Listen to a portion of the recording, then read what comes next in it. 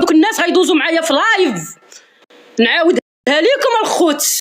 انا ما كاش كنبغي نهضر، ما كاش كنبغي نتعاطى في اللايفات وما تبغيتش، ولكن لي جوج وليات طلعوا عاطيني على الراس. جوج وليات، هذاك ماشي راجل، هذاك وليه ملي كيتعاطى وكيهضر فيا في لايف.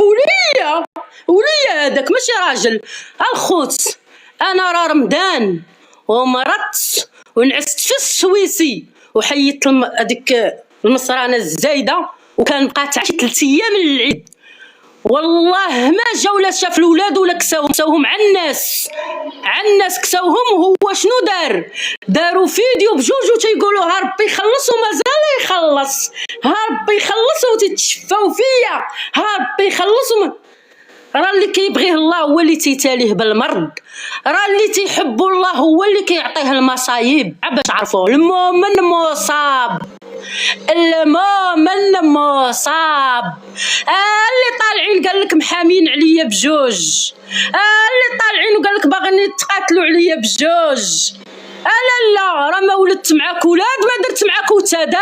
لا خليني مني ليه، خليه في اللايف كيهضر عليا وانا نهضر عليه. علاش انت اختي غادي تبقاي تقولي لا ما تجيبيه؟ علاش اختي انت اش بيني وبينك؟ لا اللي بيننا وبينك نفرقوه. لا بيني وبينك شي ولاد تا هما زيدين نفرقوهم. لا اللي طالعه تتعرض وتدفع بالقوه وما تنبغاش نهضر وتنتحقر وتنحني راسي. وتا اليوم شفت بعيني شنو دايرين فيا، بعيني شفتكم شنو دايرين فيا.